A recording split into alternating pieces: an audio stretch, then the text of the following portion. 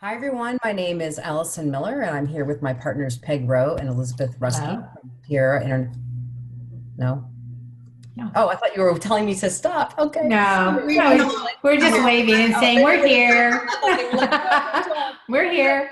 Anyway, well, I'm here from Tiara International along with Beth and Peg, who are waving at you. And we're actually here to talk about a topic that we think is incredibly important and actually often ignored by people in leadership roles, which is how do you lead when you get emotionally hijacked? And Peg and Beth, I know you've been around a lot of leaders in many different situations, and I'd love to have either of you open up and share why you think this is actually such an important topic, and maybe a little bit about how it's actually neglected by a lot of leaders to pay attention to their vulnerabilities and hmm getting emotionally hijacked. Yeah, I would say, first of all, it's not just that I've been around a lot of leaders and observed it, I've experienced it myself. So, I thought you you were know, going to say, Peg, that you've been around a lot of years. well, that too, a few years and a bunch of leaders. I think, to your point, Allison, it's one of those things that happens and we do have a secret desire and wish that it won't happen. And Yes, so we don't know. And when you get hijacked, it's like you can't always anticipate it. It's not like you have a written script for it and you know what to right. do. It comes right out of the blue and it can kind of leave you flat-footed.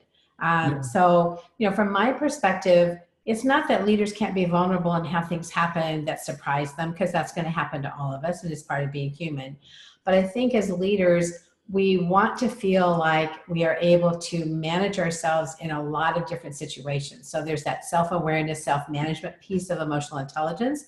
hmm, So when we find ourselves in a situation where we get completely surprised and we don't react or recover in a way that feels effective, it can actually have a negative impact on our sense of our effectiveness as a leader, and potentially it affects our team or the people around us. So, right. again, it's not like we're going to ever eliminate it. Things are going to happen, they're going to surprise you, but it's how do we anticipate that it can happen so that when it does, we feel like we have an ability to react in the moment effectively and recover from that situation in a way that leaves us feeling positive about ourselves as leaders and the people around us that we're leading. Mm-hmm. Yeah, and I think that one of the most important things is to recognize that we are. It happens to everybody, Mm-hmm. Right. and for some reason we're not switching cameras back. So, Peg, you're going to have to smile while I'm talking, but that's fine. But I think it does happen to everyone. You have to get that. That there is, Yeah. you might Yeah. see somebody who's more polished with it, but I would think that that's because they've actually experienced it more. Uh, Hmm. but you have to remember, it's just a matter that what the situation is, all that's happening is you are being surprised or blindsided by something that you didn't anticipate, Yes. and you have a reaction to that. And whatever your reaction is, positive, neutral, negative, you you have to own that, and Hmm. you have to be what's the word? I think I'd say in integrity with it. Like if it was Hmm. not right, not how you wanted to or would have liked to have responded, okay, well, because you probably used a different R word. You reacted. You didn't respond. You Right. know, and I think it's okay. And we'll talk about this a little bit more, Alison. But the last thing I want to say as an introduction, it's okay to be yourself in these processes. Mm-hmm. You know, it's kind of a joke in my family that I go from 0 to 180 really fast, in a Hmm. good way, in a bad way, in kind of any way. So like I'm a flame on reaction, Right. and I have to own that. Like Yeah. I've tried for years to stop it, and I can't stop the reaction. And maybe Hmm. talk to us a little bit about that, in terms of what happens to us when we react. Sure. Well, one of the things that happens is that the way that our brain is actually wired, when something happens that tripwires our ego or our sense of safety, um, what will often happen is that we go, just like you described, we're flame on. And what is actually happening is that the sensory impulses of the situation that you're in, someone said something, someone did something, there was some kind of breakdown, those actually arrive in your emotional system, which is actually a lower part of the brain. If you think about the brain here, it's not up here in our thinking, reasoning brain, which is like in the neocortex. It's kind of down here in the emotional, or people call it the limbic system. It's down here in the emotional brain. It actually hits there a few nanoseconds before it comes up to the more rational reasoning part of the brain. And that's the reason when we get hijacked that we will react and say or do things that actually create a big mess, and then we end up regretting. Where it's, in a sense, what we're doing is we're acting out of our emotions before our reasoning has a chance to get in there and process. And what happens is that we actually develop like a deficit in our ability to reason, problem solve, and to manage our impulses. So, I don't know if you've ever been in the situation as a leader, but where someone will say to you, or you say to someone else, "What were you thinking?" Well, the truth is that you were thinking with a lot less brain power. So when you are hijacked, you don't actually have all of your reasoning and problem solving and impulse control available to you. So that's a good reason why I think what is absolutely critical is to recognize is that as a leader, you are compromised when you're hijacked. And, Peg and Beth, I'd love to hear from you. What are some of the things that you actually suggest that leaders do when they're in that compromised state? I think one of the first things they can do is to recognize, Alison, that it is happening, so it's kind of like don't fight it, you kind of be with it. Sometimes, some of the most experienced leaders I've seen, they can actually say, wow, that actually this is surprising me. Right.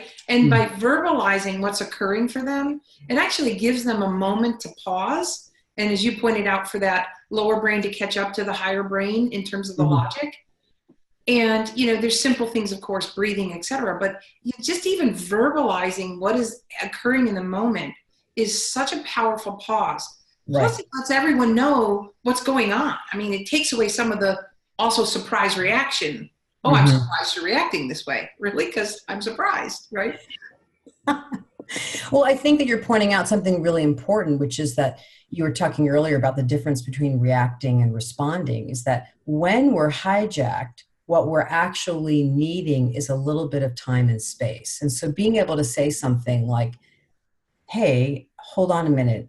I'm actually feeling super triggered right now. I need a moment.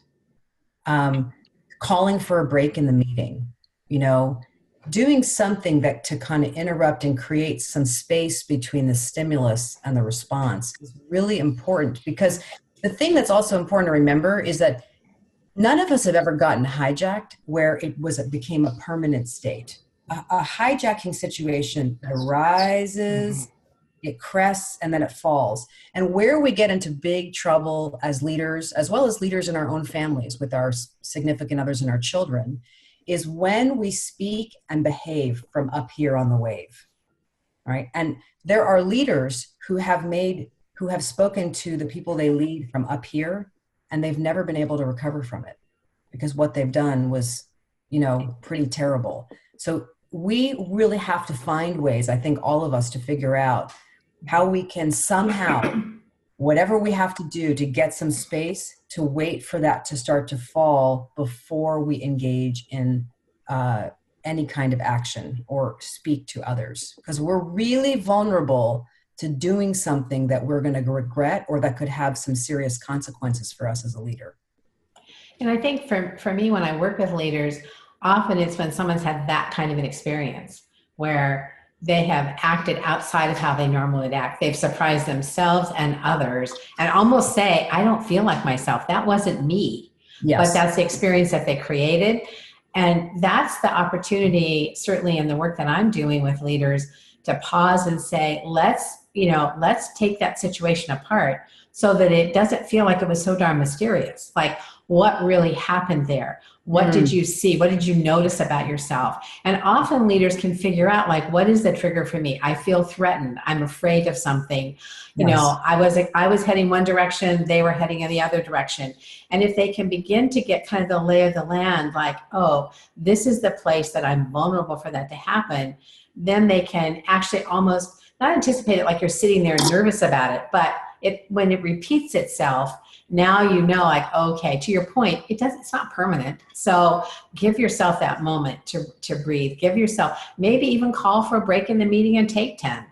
Do whatever you need to do so that you can restore, if you will, your own sense of well-being, your own sense of influence as a leader, whatever it is that you need to do, so you can come back to the situation and remember that it was just a surprise. And now you actually have the ability for that rational part of your brain to re-enter the situation and help you sort through what's going on. Or maybe it's a surprise and you don't know. And like, what are the questions I can ask? What are the ways I can engage again that aren't coming from this like shock, but more coming from curiosity? And what are we going to do next? And how do we look at this? That kind of thing. So I find it helps when leaders have one of those experiences where they really shock themselves, if you will, and overreact, because that's the perfect time to step back and say, okay, great, let's take this one apart and figure it out and use it as learning for the next time, because it'll happen again.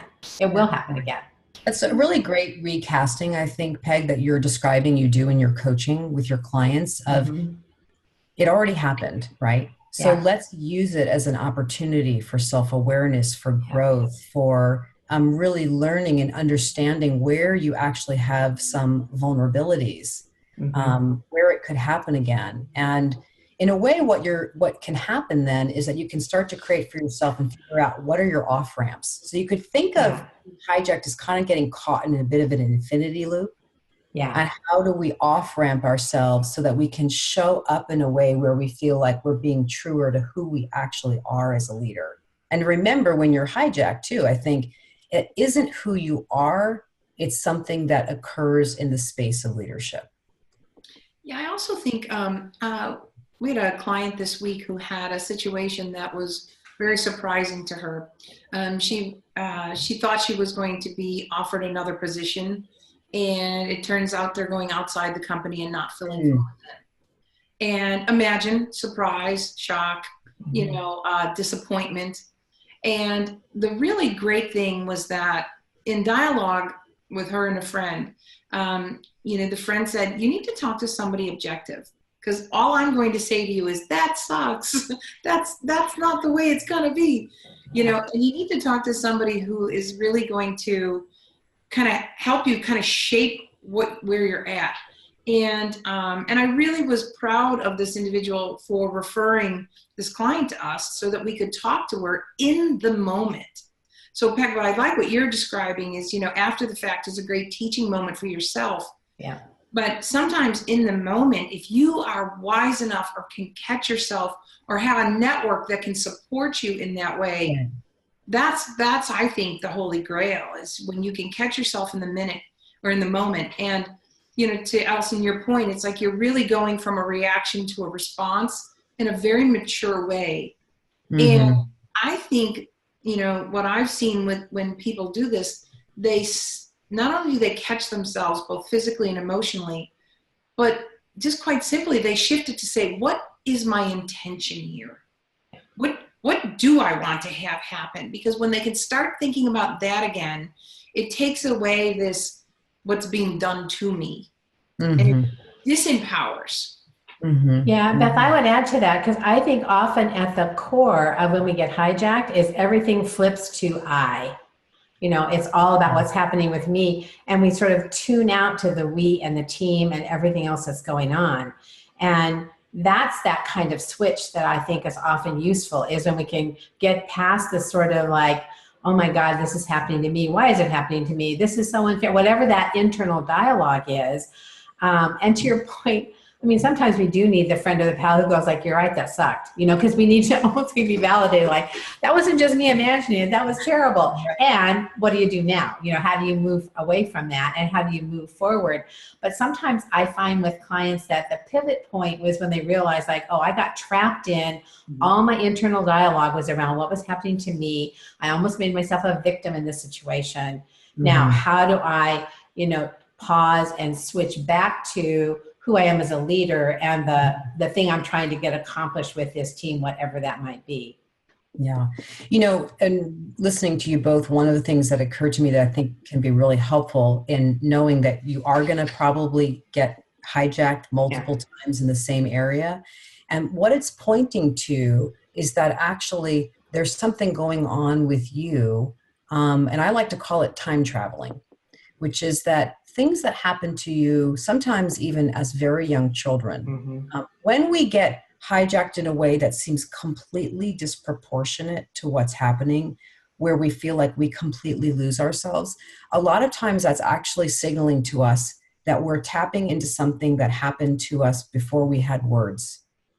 So you can have had things happen to you that you cannot recall, that are getting touched into in some way. And so what happens when we're triggered is oftentimes we're time traveling. And so someone in a meeting says something that evokes something that happened to you a long time ago, and that probably you had echoes of it throughout your life. And so now you're in a state, remember, trauma knows no time. So you're in a weird time-space reality where there's something happening in a meeting room or a conference room, but you're time traveling. You're back in the 1970s and 80s, perhaps, right? So it can be helpful to even very, very lovingly say to yourself, I'm time traveling. You know, and one of the mantras that can be helpful to say to yourself is that, meaning whatever that was in the past, that's not happening now. Yeah. How do I bring myself back to what's happening here now? Because in a way, it's almost like the debt of the pain comes due in a moment, in the present moment, and time collapses. And that's part of the reason that people will be like, wow, why are you so upset about that? But you're not just upset about this moment. There's this whole debt coming due here in one moment. And that's part of how we are kind of wired up as human beings. And I think we need to be enormously compassionate about the fact that the truth is, especially when we're in a leadership role, we are extraordinarily vulnerable. And you never know when we're going to be surprised. Well, and I think what you're pointing to is really, really helpful, Alison, because that's often why we do feel surprised. It's like something seems to come out of nowhere, like, whoa, what was that? You know, like, and I think, and you don't know. And so that ability to go back in time and sort of place that emotion and sort it out. And it also then can help to kind of distinguish how I'm reacting or how the leader's reacting to it. You know, is it something that I'm feeling like I need to protect myself from? That's going to be one set of behaviors. You know, is it something I feel I need to control and someone's trying to pull the control away? That's going to evoke another set of behaviors and reactions. So it also can help to understand, like, what is triggering it, not because we're trying to go back and necessarily psychoanalyze, but we're trying to pinpoint what is this thing that all of a sudden, you know, jumped out of nowhere and surprised me. And now in this sort of debrief moment, how do I rationally understand what was going on so that I'm not as surprised in the future?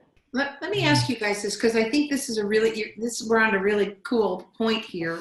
And Peg, you know, when we talk about triggers, there's many different triggers people have, but I think there's a big one that usually catches people, you know, like, and to Alison, it like comes back in a tidal wave as opposed to, you know, just a reaction. I know for myself, it's around embarrassment. You know, like if I'm going to be embarrassed, or if I feel embarrassed, whether I should know something, or I didn't do something, or I didn't plan, or I didn't prevent, whatever it is, to me, it's around embarrassment.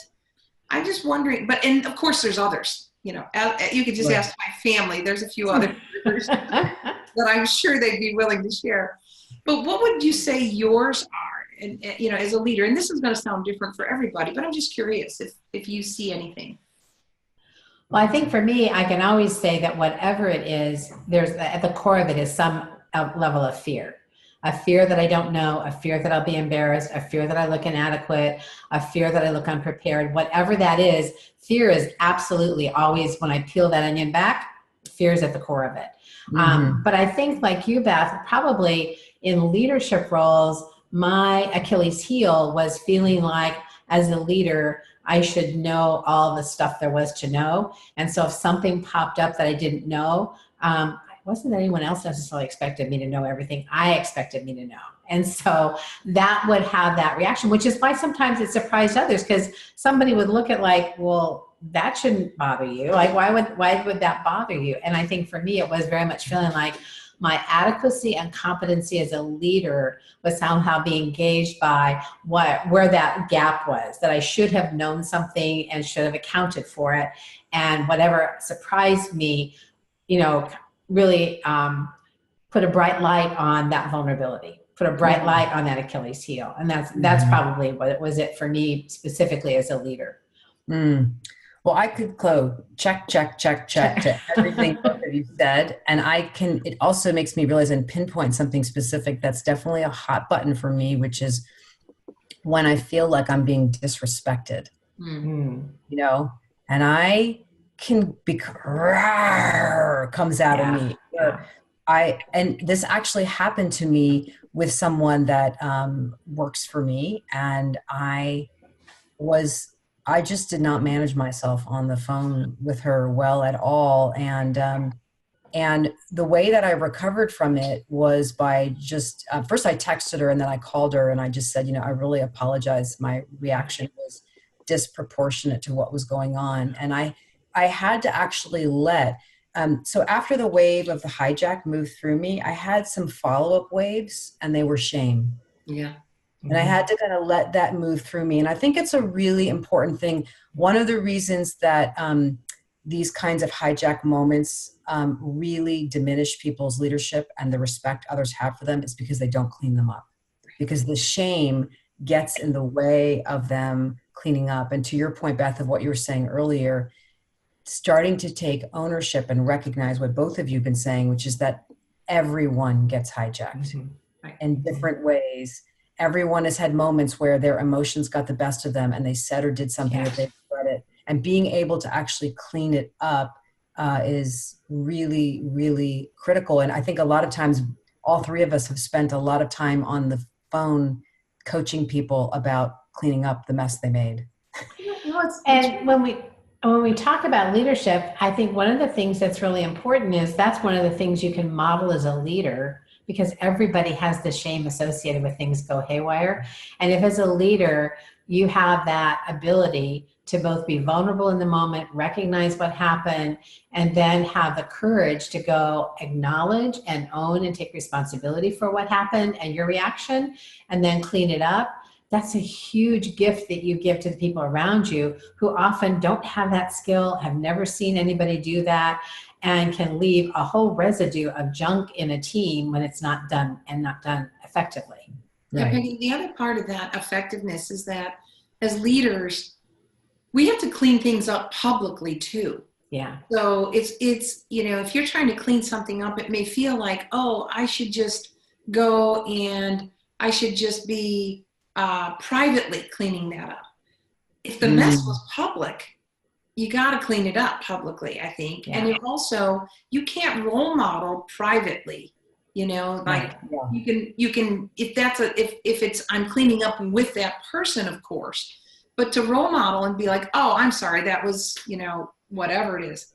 I had a situation last week. I spent a lot of time with my family. My father had recently passed away last week, and I have a really great relationship with one of my brothers. And for some reason, we were just like disconnected, and I couldn't figure it out. And even when he would approach me about something, I just felt defensive, and I was so reactive, and I got hijacked, and I said a few things that I was sorry I said, of course. And as soon as I got a moment to myself, I'm like, okay, what is going on there? And as soon as I saw him again, which was good, I knew it was going to be soon, I just said to him, hey, listen, I just want to clean that up. I'm so sorry. It's not our relationship. It's not who I want to be. I don't certainly want to be that today or any day that's important to us, and he actually got it. And he said, yeah, I don't know what that was about. And he actually saw a couple places where, we joke, and he says he got into lawyer mode. And I'm like, right. Yeah. Where you were triggering each other. Yeah. But yeah. You're pointing out something really important also when it comes to hijacking. Since we're acknowledging that we're all going to get hijacked, is a big difference in how we clean it up. So if we say, hey, I'm sorry about how I acted earlier, that's not a cleanup at all. And Beth, what you described, that is a cleanup, where you say, I apologize for how I behaved earlier. I want to let you know that is not consistent with who I am as a leader. And I think one of the things that tricks, this is, by the way, something we talked about in our Parenting from the Heart leadership intensive, and it's something that I practice with my family. And I think it helps me be less hijacked and less reactive in the future. I try to include, almost always with my apologies, I say, here's what I wish I had done differently. And then I play that out, because that's healing. Then people know there's a different version. And I'm using the time traveling in a positive way, where I'm in a sense saying, if I could get in a time machine, here's what I wish I had done. I think it helps complete it for the other person, but it does something in some ways even more important for me, which is that it gives me a mental script, a vision for how I might operate in the future if I get blindsided. Yeah, I think it's more complete. Yeah, I think there's a couple, we're kind of talking about some, if we were to sum this up in a kind of a basic way for people, I would say it's, obviously we talked about awareness. Be aware that it's happening to you if you can. Right. If you're not aware in the moment, get aware after the fact, because that learning will help you the next time it's occurring. Right. And, there are simple things you can do. We talked about, the pause, the breath, whatever. My go-to phrase, and I know you all know this, so when I use it, that it's, I'm not even pretending with you guys anymore, but, it's my use of the word wow. Because sometimes I'll be like, wow, that's an interesting perspective, or wow, that's catching me off guard, or wow. So the wow is like it's just my kind of go-to. Mm-hmm. Right. And we all have one. And that's really something we would encourage all of you listening to, this recording, or if you're, hearing about it afterwards, is create your own go-to that gives you that space that just, takes you from that instant flame on mode to something more intentional that you would want to create. Mm-hmm. One other thing I wanted to mention is that sometimes for leaders who are earlier in their leadership journey, they may have leaders that they admire and aspire to, who never seem to lose it, who always seem unflappable, who never seem to have, those situations where they get hijacked. And one of the things I would want to underscore is that's really the benefit of someone having learned from being hijacked along the way, because I can promise you it has happened to them. And where they've arrived at is a space that they're much less vulnerable to the hijack, because they've actually learned how to self-manage through it, and they've learned how to give themselves pause. And it doesn't mean it never happens, but their ability to respond has been enhanced from years and years and years of having had chances to practice that muscle. So sometimes young leaders can go like, oh my gosh, I'll never be like so-and-so. Yeah, you will. Give yourself time and learn. You absolutely can get there. That person didn't become, that calm, cool, and collected overnight. That is a lifelong journey to arrive at that spot. And they still could end up with something that would happen that would completely throw them off guard. Yes, that they've never experienced before. Yeah. A couple things too, I want to just point out as we close is, one is another area of vulnerability that we have as leaders to becoming hijacked is when other people are hijacked in our presence. And sometimes because someone else is hijacked, it becomes a reason, an excuse, a justification of, well, then I could be hijacked too. So when we see other people in our presence that we're leading who are hijacked, it can be very helpful to remind yourself that they're time traveling and you don't want to time travel with them, and to be compassionate for and let that move up and through them before maybe you engage in a conversation. But I think it's just something to be on the lookout for. And one thing I think that also is kind of, if we were to pull back and think about this issue of being hijacked, is that when we get hijacked, it's also probably diagnostic in telling us that we are doing too much. We're not settling down our nervous system. Maybe we're not eating well enough. Maybe we're not getting enough fresh air, exercise. Maybe we're not delegating well. It's actually telling us that there's something about the way that we're managing our well-being in our day-to-day life that probably isn't working, particularly if we find that we're getting hijacked a lot, and that it's important to pull back and think about how we nourish ourselves and how we take care of our well-being as a leader, because not only does it matter for you, the people that you lead are counting on you to take great care of yourself, so that the risk of a hijack situation that then hijacks them goes down, you know? Sometimes I can tell that's happening for me when things that have nothing to do with leadership, just an odd reaction in a situation that has actually no consequence triggers me. Then I'm like, okay, like, that should not have happened. Yeah, really, seriously. Yeah. I would share one quick thing. I was flying back this week from vacation, and my husband had to do the extra security check. We are TSA pre, but every so often randomly they do extra checks. So he was late boarding. I boarded, he was late. And a woman in the row behind me used the other half of our overhead space. And my initial reaction was like, my name was on the space. What are you doing using my space? I mean, it was absolutely beyond ridiculous. I mean, I caught myself. It's like I may have given her the stink eye. I'm not sure. It's possible. Because I was like, oh, you're being so silly, like, for heaven's sakes. And then it was like, all I had to do was flag down a flight attendant and say, my husband's going to be late getting on this flight. Will you be able to assist him with finding a place for his carry-on baggage? And he said, oh yeah, we've got plenty of room, no problem. And as soon as he said that, I'm like, okay, fine, I'm good. Mm-hmm. But I realized, like, why in the world was I reacting to this woman I don't even know about something as ridiculous as overhead storage space on an airplane? Like, no, that's silly. You bring up a really great point, and that is that we have to have some humor. Like, I think the best stories are when we are telling on ourselves, right? After the fact, or when we catch it in the moment, whatever. But you gotta have some humor with this. I mean, a few days ago, I was having my family over in the middle of all this grief, so I ran to the store to get some wine, a certain kind of wine that my nieces and my sisters like, and I couldn't find it. And I have a short period of time. I'm exhausted. I just want to get home. And I see the guy who works in the liquor department. And I say, could you point out to me where XYZ wine is? And he says, oh, you want to ask this customer because she's an expert. And I'm like, no, I asked you because I'm in a hurry and I'm not interested in games.